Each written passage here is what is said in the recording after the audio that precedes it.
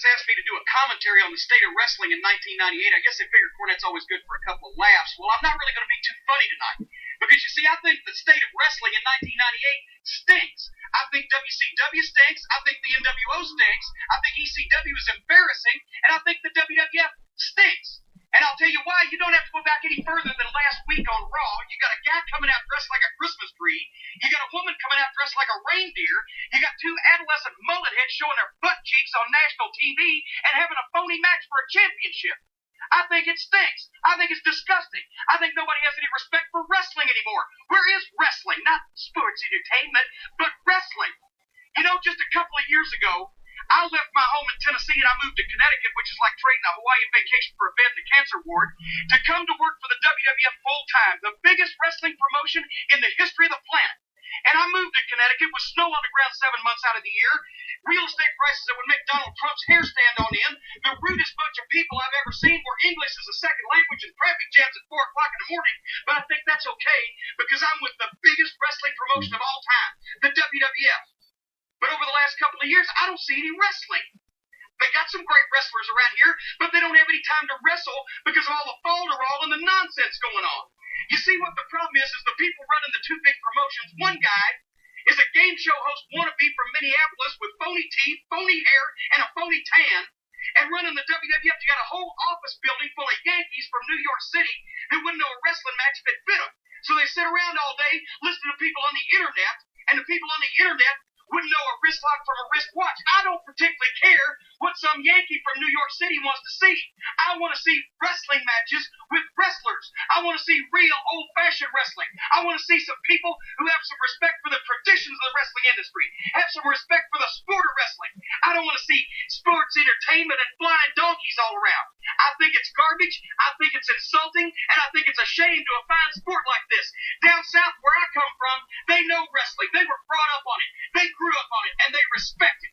And I think it's about time that the promoters in the wrestling industry today recognize that wrestling fans watching a wrestling program want to see wrestlers wrestle.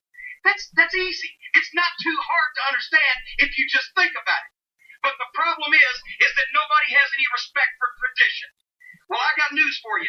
I got respect for tradition, and I've always been associated with real good old-fashioned wrestling, a sport of wrestling, not a circus sideshow, not a cartoon show. And if nobody else is going to bring some wrestling around here, then maybe it's going to be up to Jim Cornette. So that might be my New Year's resolution for 1998. I might bring some tradition. I might bring some real wrestling back and clear this whole mess out because I think it stinks. So there's my address. There's my opinion. There's my commentary. Do with it what you want. Merry Christmas, Happy New Year, bah humbug, I'm out of here.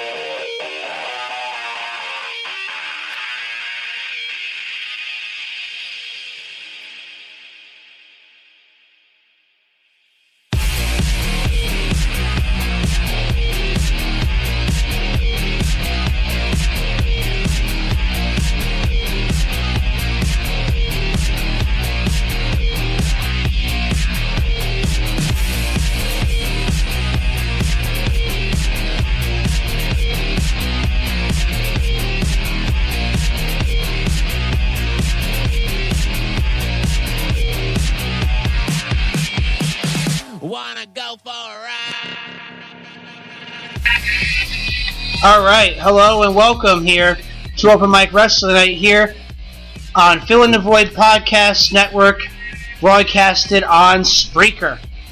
Yes, ladies and gentlemen, if you were just tuning in at the very top of the show, there was no reason to change your audio, refresh your feed. That was me trying at least to play Jim Cornette's shoot on the WWF at the time in 1997 about the state of wrestling as it was. So that was actually very interesting here, because my main topic here I wanted to speak about here today was the latest Table for Three that happened to be broadcasted on the WWE Network, entitled Creative Committee, which was Jim Cornette, Eric Bischoff, and Michael P.S. Hayes. And before I get into that, I did play that one soundbite of Jim Cornette on the state of wrestling in 1997, and his New Year's resolution for 1998 was a better product. Now, let me just fill up on that for a little bit. He was discussing about how the internet... In 1997, folks, the internet wasn't really that big as the way it is 10 years later right now. The fact that he's saying that the internet is ruining wrestling, it's the same complaints now as it was back then. For people saying that, oh, well, the internet's ruining wrestling. And yeah, I have my opinions on that too, and I'll get to that a little bit later. But here we are, 10 years later after that, many years after the Monday Night War is over. And then you have Michael Hayes, Jim Cornette, and Eric Bischoff in the same room at the same time talking to one another. And this is supposedly, according to Michael P.S. Hayes, and it was concurred by Bischoff and Cornette, that this was their first public face-to-face meeting ever, which I find very hard to believe, and I'll get to that in a little bit too. But before we get to that, let's share Jim Cornette's thoughts really quickly on his thoughts on WCW. You know, a lot of things in the wrestling world make me cranky these days, especially the way that some talent is treated and some talent is looked at by not only the promoters, but the wrestling fans as well. For example, a man like Arn Anderson, who just had to retire from this sport after giving it his entire life because of an injury that he suffered. A guy like Nature Boy Ric Flair, who in my opinion is one of the greatest talents in the history of this business. Guys like Mankind, Cactus Jack, Dude Love, whatever you want to call him, great talents in the WWF or WCW. But who gets a lot of the attention from the wrestling fans especially? Guys like the NWO, the New World Order. You know, all the fans think these guys are so cool and so sweet and so funny. Well, as far as I'm concerned, the NWO is like a bunch of guys meeting out in the backyard in a clubhouse in a tree. They're guys who they got the easiest job in the world. All they have to do is go out there and be themselves. Childish, obnoxious, adolescent guys with a case of severe arrested emotional development and a fixation on trying to act macho. You got a guy like Kevin Nash, 40 years old, trying to act like a teenager. As far as I'm concerned, the biggest no talent in the business. He's got 6 moves, no mobility, and enough timing to cover up for some of it. But what he does is he goes around and he manipulates.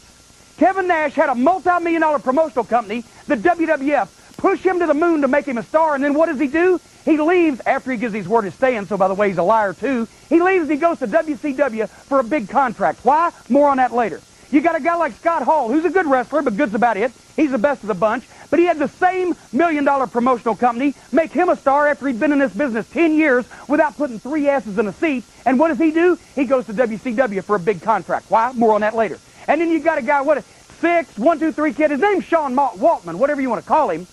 Well, as far as I'm concerned, the only reason that he's employed is because the other guys think that he's funny when he gets drunk and throws up on himself. He has the distinction, in case you haven't noticed, of being the only guy since this wrestling war got started that was released from a valid contract from one company to go to the other side, which shows you how valuable he is. You know why they're all employed, why they're all in the spot they are today? Because of Eric Bischoff, the boss of WCW, not the NWO. Look at the credits on their pay-per-view if you can get one for free. The idiot's name is on it. He's the boss of WCW. He works for Ted Turner, and he throws a billionaire's money around just like water so that he can have guys that he likes to hang out with. Because even more than being a mark, yeah, For his own face and his own voice, Eric Bischoff is a guy who's a big fan of hanging around studly guys with long hair and beards that smoke cigars and ride Harleys so that some of that can rub off on his little pansy-ass frame. So he takes that billionaire's money and he throws it around like water to buy guys that he can hang around with to prove that his Johnson is bigger than everybody else's. And that's the sole reason that the NWO guys are employed. I think, me personally, that it's about time that the wrestling fans and the promoters, all of them in this business, started recognizing guys like Nature Boy Ric Flair, like Arn Anderson, like Cactus Jack, guys who bust their ass, who work hard and have ability and have talent to get where they are, instead of a bunch of guys that get to their spot by hanging around with the boss and sucking up. I'm Jim Cornette, and that's my opinion. Now, for anybody who doesn't remember, when Jim Cornette did a whole string of these, maybe about 4 or 5 of them, around late 1997. The first one that I played you was, I guess, towards the end of the year. This one I don't quite remember where it is in the chronological order of things, but I can tell you that that was his opinions in 1997. Now, I can't say that a lot of it has differed. Jim Cornette obviously works with Ring of Honor Wrestling right now. And right now, based on if you listen to the first recording, he's got wrestlers wrestling. It's a wrestling show about wrestlers wrestling. It's as old school as you can get, I guess, as far as as minimally animated of a build or as of characters as you can get, with the exception of guys like Dalton Castle. With the exception of Dalton Castle, for anybody who knows Ring of Honor. But it's truly amazing because I don't think much of his opinions have changed over the past years. Let me break this down a little bit here for you, really, really quick. Ric Flair and Cactus Jack to be two guys that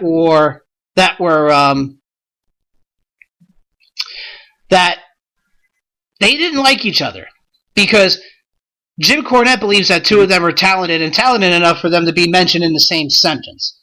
Whereas Ric Flair and Foley have, over the course of the years, whether it be through the WWE or TNA, have publicly expressed their disdain for one another, and because Foley's like, hey, I made money too, I put asses in seats, yeah, I did it differently than you did, but I'm still a draw, and Ric Flair was saying, you could even lace up my boots, and this, that. It's funny that they're mentioned in the same sentence. Arn Anderson, I will say it was a shame that he had to retire when he did, but that's the nature of the beast. That shit happens. Interesting comments stuff, and it's funny. And this is how promoters in wrestling, and this is across the board, from the independents, from the independents to the main companies. Basically, a lot of them hold grudges forever, and a lot of them have very short-term memories because they're too busy doing their own thing. Bischoff, I don't know if he ever heard these comments. I'm sure he did if he paid enough attention to the competition at the time when he's giving away spoilers. We'll get more into that a little bit. Giving away spoilers of a show that was taped maybe 2-3 weeks ago, and now he's sitting across from the guy that said all this shit about it. Again, this is 10 years ago. I understand that, but it's amazing. I don't know if things were, and I'll get to Table for Three in a second. In regards of Cornette had made a comment, an interesting comment, in regards to being trained to think that Eric Bischoff was a devil, which I'm sure a lot of creative people in the WWE circles or WWF at the time were led to believe, and they sincerely thought that. And why wouldn't they? Because here's a guy that is now after their